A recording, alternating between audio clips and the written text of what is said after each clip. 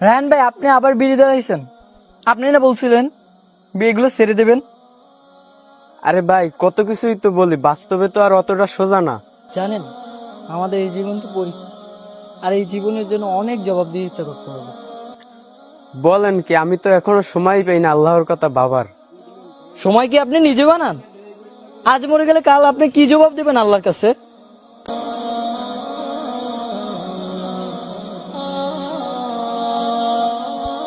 বাবা রায়হান, শুনলাম তুমি নাকি আবার খারাপ ছেলেপেলেদের সাথে মিশতেছো। চাচা, আমি ভালো হতে চাই, কিন্তু কেমন জানি ভিতরে ভিতরে হেরে যাচ্ছি। বুঝি বাবা, শয়তান সবসময় চাই আমরা হেরে যাই, কিন্তু আল্লাহর রহমত তো পাহাড়ের থেকেও বড়। চাচা, আমি যে এত পাপ করছি, আল্লাহ কি আমাকে মাফ করবেন?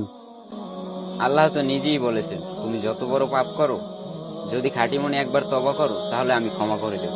তুমি একবার ফিরে এসো। চাচা, আমি নতুন ভাবে জীবন শুরু করতে চাই, আল্লাহর পথে এবং নবীর সুন্নতের জন্য। এই হলো আসল কথা। নামাজ ধরো, ভালো সঙ্গ নাও, ভালো বন্ধুদের সাথে চলো এবং আল্লাহর প্রতি ভরসা রাখো। জীবন ঠিকই একদিন বদলে যাবে ইনশাআল্লাহ।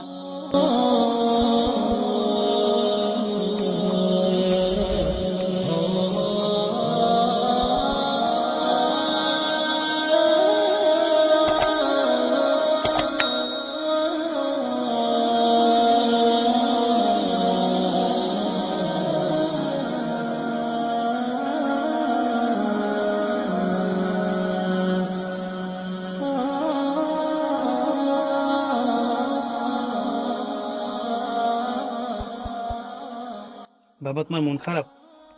হুজুর, আমি এত পাপ করছি, মনে হয় আর কোনো ক্ষমা নাই।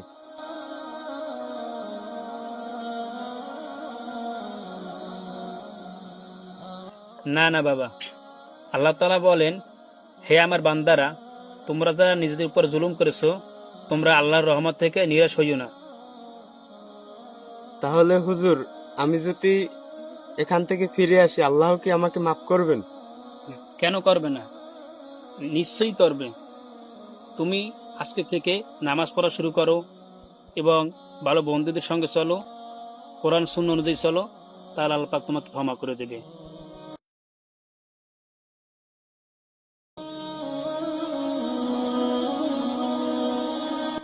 হুজুর, আজ আমি বুঝেছি আল্লাহ আমাকে কতটা ভালোবাসে।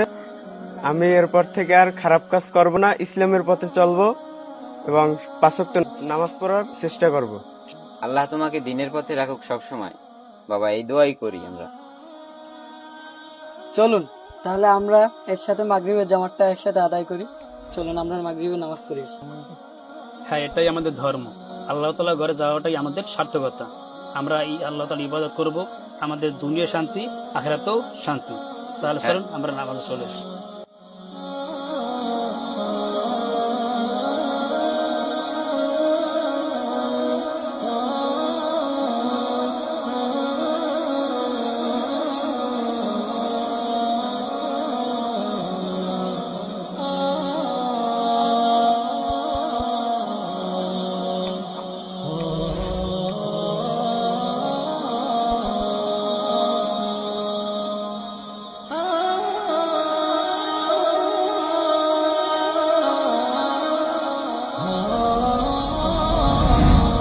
জীবন ক্ষণস্থায়ী, ফিরে আসুন আপনার প্রভুর দিকে যতদিন সময় আছে।